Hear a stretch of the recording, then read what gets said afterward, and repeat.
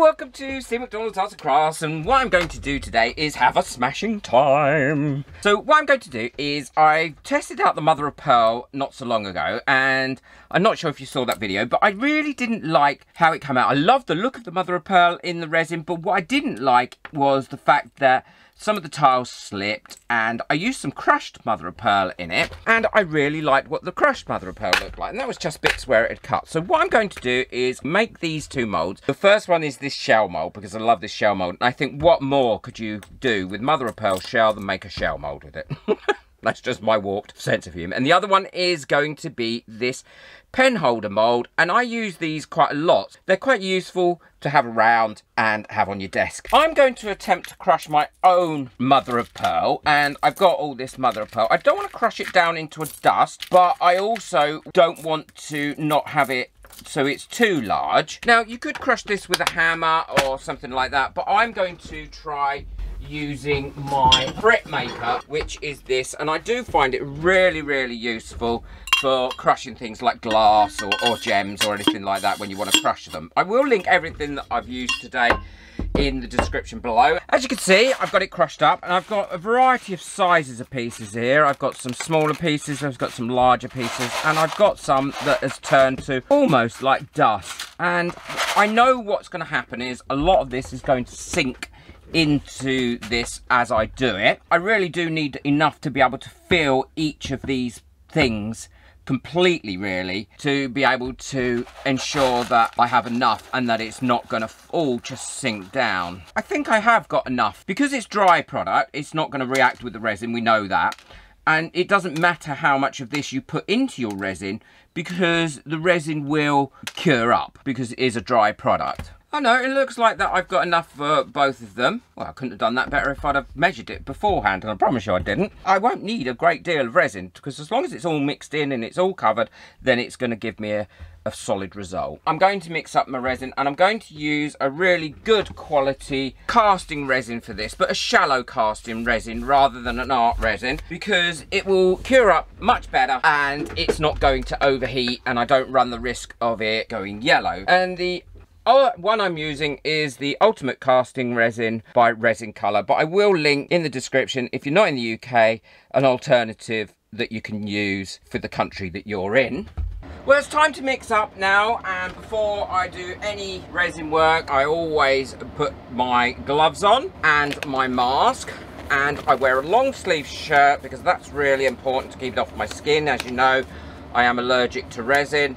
I will also be putting on this mask, which is very good at keeping off and away all the fumes as well. I don't have any problems with my skin or my face now in any of the sensitive areas when I wear the mask. The reason I'm saying this is because I haven't done a PPE video, even though I've got a few for a while, and I just want to let you know what I do. I also pop an elastic band onto each wrist. It's not too tight, because I don't want it too tight, to stop my gloves rolling down and my shirt sleeves become exposed. And then I put this on as well. Let's put it on, and this does adjust as well, which is great.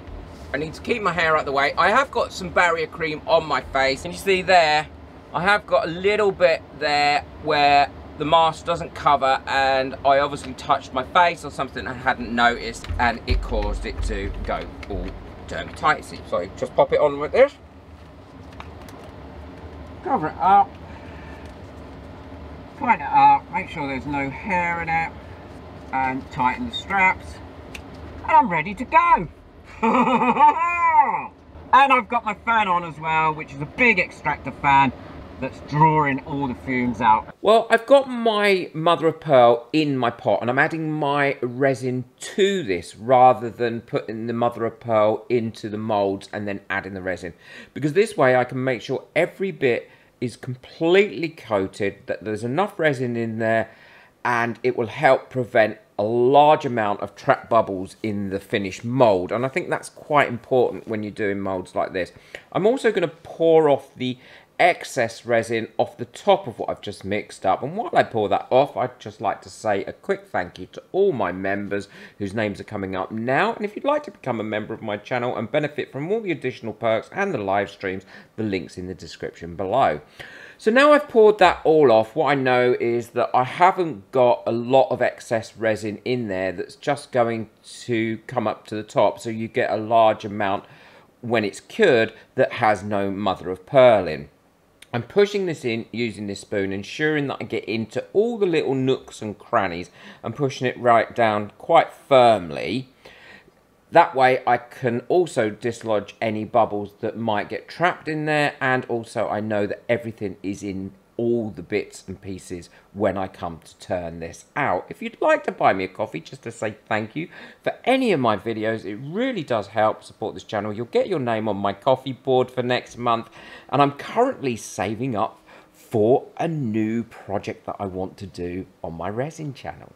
So again, the same with the pen holder. I'm going round, pushing that on the top and letting it fall down the sides. Once it's full, I'm just topping it up slightly if it needed a little bit more resin, and the same for the shell mold, just a little bit. And that way I'm not getting lots and lots of extra resin there. Be sure to check out my other channel as well. The link for that is in the description below. It's a great channel. I do lots of different arts and crafts. Now this is really important. I go around and then I pop what bubbles have come up, because there are undoubtedly going to be some bubbles. I then do some squidgy widgying down the sides of both of these and then pop them again. I will leave them about 5 minutes to settle off and then do a little bit more squidgy widgy into them and then go over it with a long neck lighter before I put them to bed for the night. These have all cured up now and I'm ready to demold them. I'm a little bit nervous about these ones. I don't know why. I think it's because I spent all that time crushing up the mother of pearl. So let's have a look and see. So even though I poured off a lot of the excess resin, you can still see there's some in the bottom of this pot.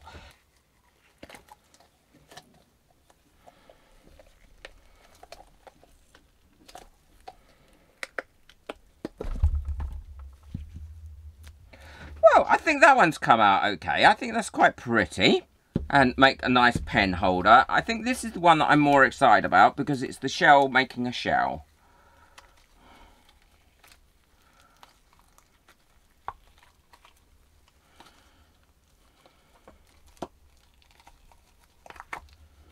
Oh yeah, I do think that has come out nice. It has come out, I love the way it's come out on the inside. And I made sure that I got it right into the tips as well, as you saw. I pushed it in there. And again, this has got a little bit of settled resin there, but actually it looks quite nice when it's on there like that.